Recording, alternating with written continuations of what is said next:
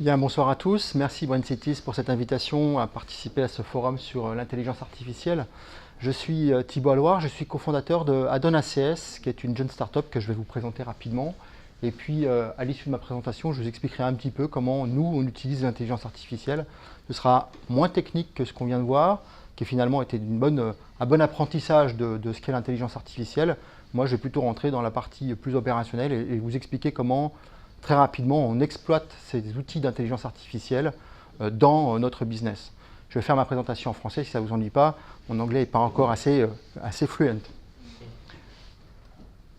Alors, en fait, on a créé AdonACS parce qu'on est parti en France d'un constat sur l'écosystème de la santé, qui est un écosystème qui coûte cher en France, c'est plus de 200 milliards d'euros de dépenses et en pleine croissance. Et aujourd'hui, d'ailleurs, on l'entend régulièrement, et encore ce matin avec notre ministre de la Santé, Agnès Buzyn, on essaye de mettre en place en France des outils pour mieux maîtriser ses coûts, pour que notre système de santé soit, comme il est aujourd'hui, efficace, performant et accessible à tous.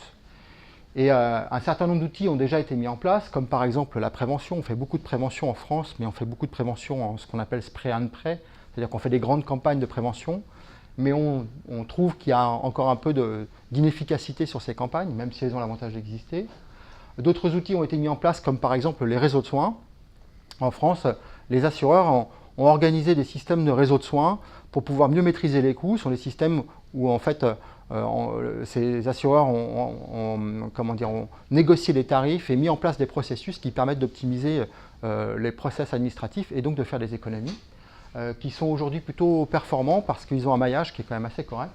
Et puis en ce moment, on entend parler pas mal aussi d'outils de mise en place pour essayer de lutter contre les dérives financières, la fraude. Et il y a quelques startups d'ailleurs qui se distinguent en France et à l'étranger sur ces process comme Shift Technology. Je fais un peu de publicité, mais ils sont très efficaces.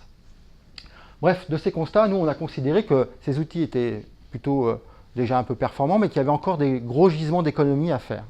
Et donc on s'est posé la question, comment on peut essayer d'optimiser ces outils qui existent aujourd'hui en France?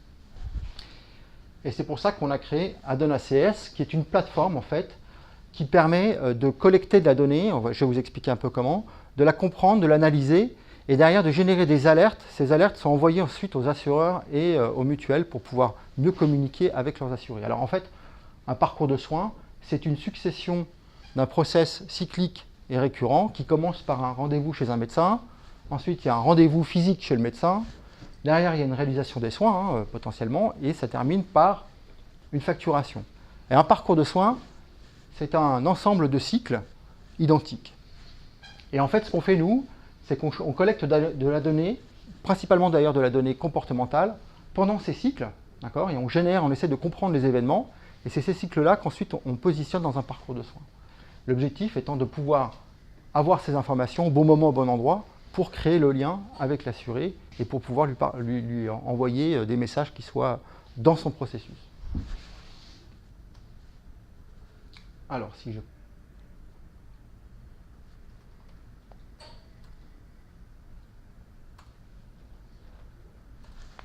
Voilà. Alors, notre processus, il fonctionne en fait en 3 temps.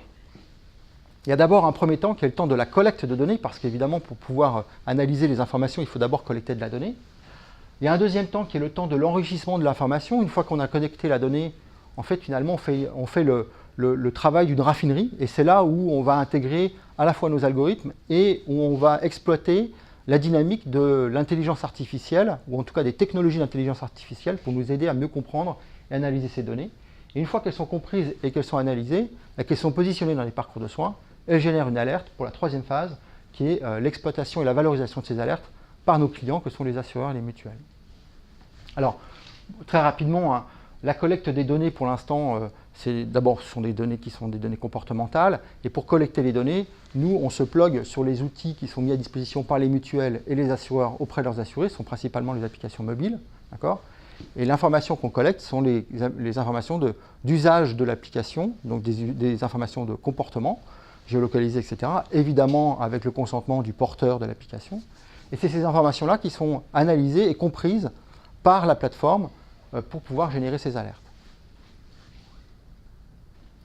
L'objectif de tout ça, c'est de créer le trait d'union, et je vais vous montrer tout à l'heure un use case, le trait d'union entre l'assuré et l'assureur pour à la fois que l'assuré soit mieux accompagné au bon moment, au bon endroit pendant le parcours de soins, qu'il ait plus de proximité avec son assureur, d'accord? Parce que finalement aujourd'hui, on va le voir, l'assureur il est très éloigné de la relation client avec son assuré.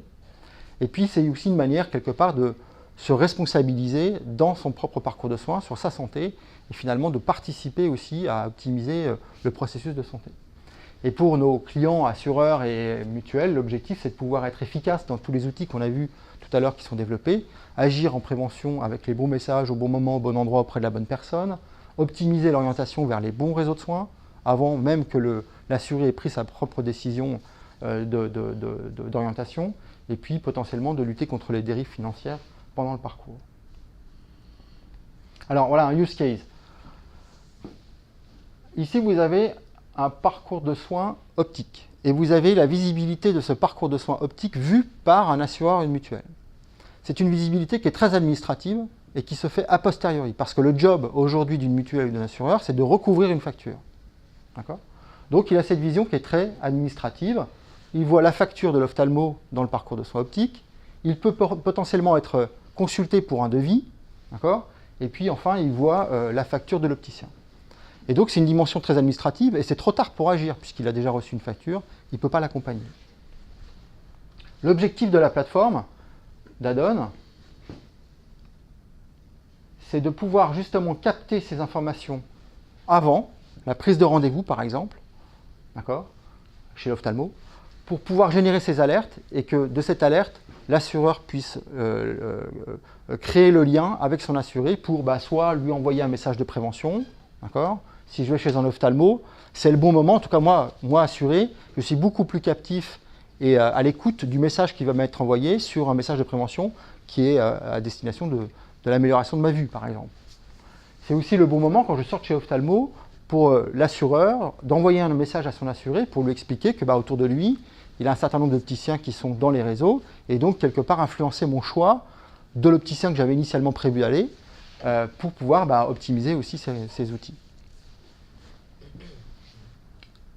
Voilà, alors je vais passer rapidement, on est deux fondateurs, on utilise des technologies d'intelligence artificielle développées par IBM, et puis on est intégré dans un écosystème qui est celui de l'InsurTech et de l'e-santé.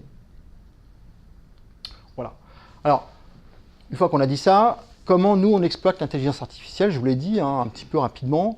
Notre plateforme, et pour constituer ces parcours de soins et capter ces données, on a développé quelques algorithmes, d'abord sur des parcours qui sont relativement simples et structurés. Et l'exploitation des technologies d'intelligence artificielle à ce stade servent surtout à mieux comprendre ces données rapidement, en temps réel, pour pouvoir générer ces alertes.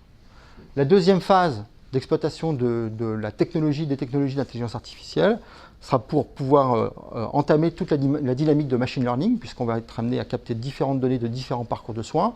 Et c'est la compréhension de ces données dans les parcours qui va nous aider à être encore plus fin dans la compréhension des parcours et donc d'être plus efficace dans les messages les alertes qu'on va envoyer à nos partenaires assureurs.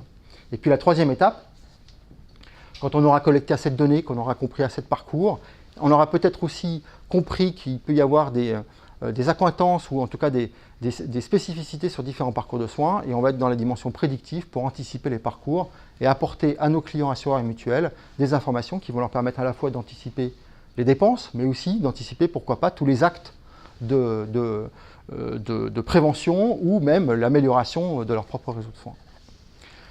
Voilà, je ne sais pas si je vous ai convaincu, mais en tout cas, moi, mon objectif, c'était de vous expliquer comment, sur un cas concret et sur nos technologies à nous, comment on exploite les technologies d'intelligence artificielle. On est très light, on espère pouvoir ensuite exploiter encore les informations qui sont portées par ces technologies qui sont très efficientes. Et puis, en tout cas, on est ouvert à vos échanges pour essayer d'approfondir et comprendre un peu mieux. Merci à vous.